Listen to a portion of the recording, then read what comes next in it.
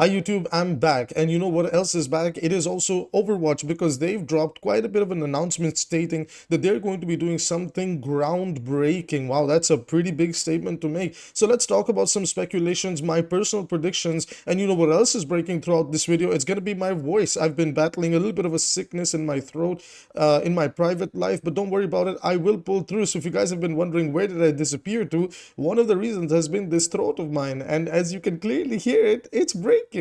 Hopefully it doesn't break, because just like me and Genji, no matter how many times we get nerfed, we'll find a way to fight back. Now let's stop talking about myself and talk about what Overwatch is trying to do. Overwatch made a pretty bold claim on Twitter over here, as you can see, stating that in the near future, on February 12th, which is basically 2 weeks from now, that they're going to be dropping the most groundbreaking PvP announcement ever.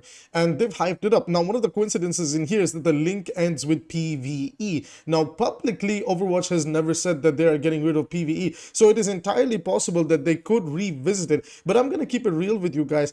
I'm not entirely sure if PvE, excuse me, is coming back. But what I am sure about is there's certain elements of PvE coming to the game. So to those of you that remember, not that long ago, Overwatch did a very unique playtest, which I would call the most experimental patch of Overwatch in its history, and that was the Junkenstein's lab. The Junkenstein's lab actually took the core elements of PvE's talent trees and skill trees, whatever you want to call it, and implemented that into the PvP gameplay. Now, my video as a review for Junkenstein's lab, me personally, no bias from somebody else or whatever, my own view on it as a content creator, as a person, was that was the most fun I've had in Overwatch in years. You know, and granted that it makes the game more complex, granted that it adds a completely different layer of problems, but I think one of the issues of why Overwatch has become so stale is that the game has kind of been figured out. I don't think that's a lie. I don't think you can do much more with the game as it's so. Now, do I personally think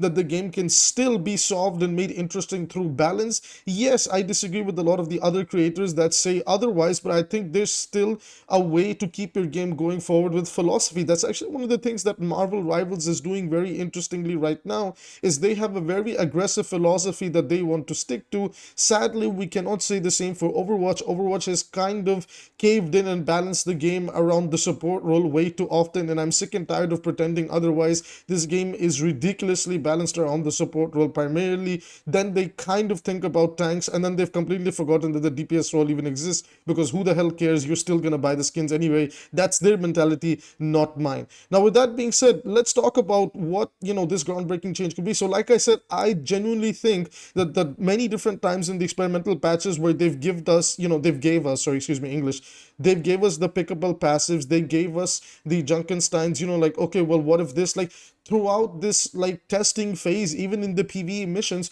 where the abilities evolved over time, I don't think this was a coincidental test. I think this is something or somewhere they wanted to take their heroes to. I think Overwatch wants to finally transform their heroes into superheroes, and the idea here is that your characters will now evolve and adapt to any situation. So, you know, Genji, you know, he has a tough time in the matchup versus Pharah, but in Junkenstein's lab, you can equip Genji with the, you know, like the difference, like the pickable passives, or like the talents, where his shurikens can home in on a target and take them out, which started to make him really good into the Pharah matchup. And you know, one of the problems with Overwatch as well is they've always promoted it as this game where you should be allowed to play whoever you want, wherever you want, and enjoy maining your character. And one of the worst things to happen in 5v5 especially, is that the game has reverted in this direction where it's become a lot more about counterplay. Now, 6v6 also has counterplay, but it wasn't as aggressively felt as it has been felt in the 5v5 format. So I do believe that they are looking at it from this perspective, that we want to retain our hero fantasy. One of the things that Alec Dawson has also said over time is he wishes there were more knobs that he could turn. What he means by that is that he wishes when he was dealing with some of the heroes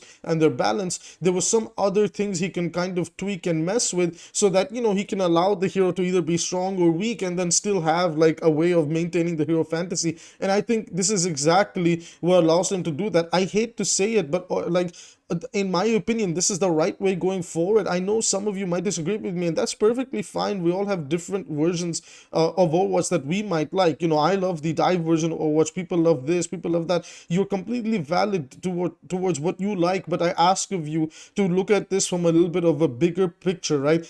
If Overwatch was to add just 6v6, like a reversion to 6v6 and hero bans, do you genuinely sit there and think, is that going to be it? I'm gonna keep it real with you. I don't think that's all that, like, if Overwatch, like, they're also flying out all the big content creators to come see it. So like, why would you fly out all these content creators and everything if the whole idea was that, hey, by the way, come over to, you know, Irvine, California, I think that's the place, and play with hero bands? That's a little bit silly. I think it's gonna be something over the top, and the only thing that I can think of that's over the top that stands out like a sore thumb was the Junkenstein's test, and I think that was starting to finalize where some of these heroes have gotten there. And in that time, since Junkenstein's lab to now, they've probably started to complete the rest of the roster and bring them up to par. This also means that if they were to revisit PvE in the future, they already have the talent system entry in place, which makes it easier to now take these heroes and put them in PvE. So I ask of you, my dear loyal viewer,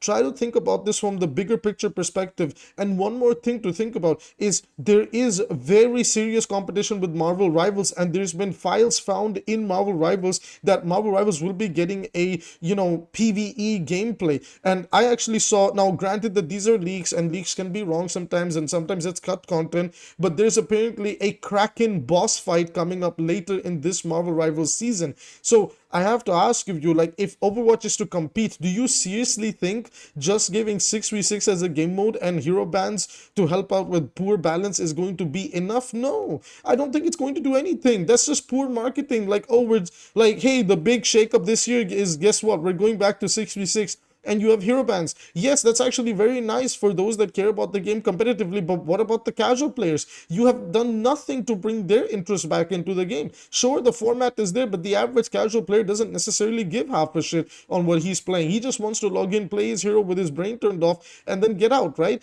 And sadly, that's kind of how it's always been for the casuals, and that's why there's always been like a big disconnect between, you know, what the casuals thinks and how the game is balanced, and what the pros think and how the game is balanced. But this is the harsh reality. So what we need to do now is we need to hit a soft reset button on Overwatch. We need to make people learn. We need to make people, you know, do things differently. One of the things I've done this past year, you know, is I've toned down how much I played Overwatch because it was seriously like messing with my mental health. And, you know, I missed learning new things. And, you know, one of the things I enjoyed about playing Marvel Rivals, and I also did the sin that a gamer should never do, which is I got into League of Legends. But I'm not going to lie to you guys, I'm actually really enjoying both games because of one thing, is the fact that I'm learning those games and I'm learning how to execute different characters and different builds, and I'm popping off on those characters. It feels well earned, you know.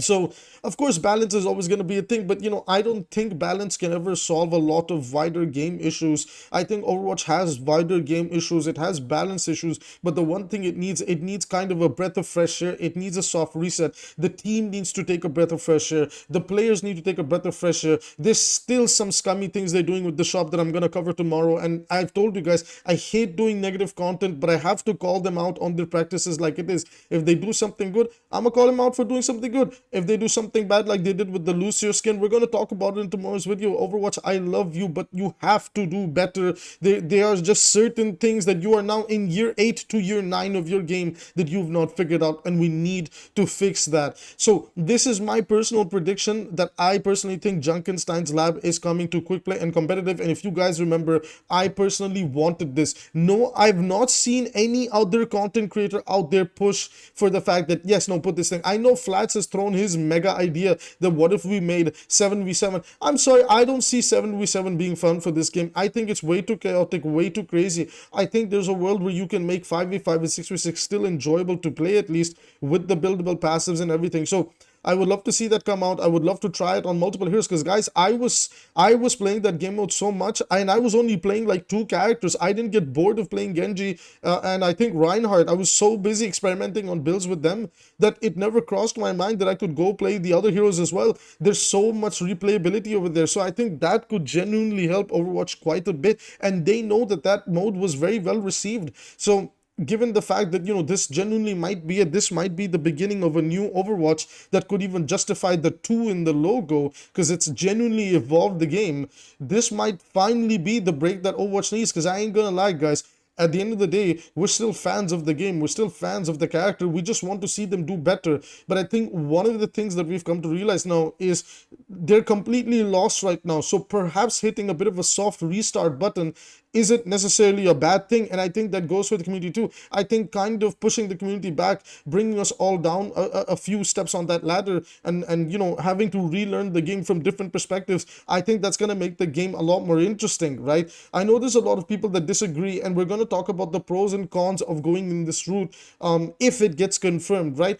But we will see when the time comes, because I don't want to make pointless videos for the sake of pointless videos. So with that being said, that concludes this video. Tomorrow's video is going to be talking about the scam that they pulled off with the Lucio skin. I'm extremely disappointed. One of my viewers actually brought to my attention that they even contacted Blizzard, and I'm not going to spoil it, but we're going to talk about it tomorrow, and the response was disgusting. And seriously, Blizzard, they have to do better with this type of stuff. They do not have an excuse. They're a multi-million dollar company. Now, anyways, everybody, with that being said, if you'd like to support the channel for free and my sick ass, then all you have to do is click like and subscribe. It helps with the algorithm. Drop a comment to let me know, what do you think if Junkenstein's becomes a permanent game mode? I would love to hear your thoughts down below. And again, it helps with the algorithm. I'm trying to grow the channel and give all of you kisses. So if you drop a comment, you can say, hey Abby, here's my comment, where's my kiss? I'll give you a kiss. Now with that being said, I will see you in tomorrow's video.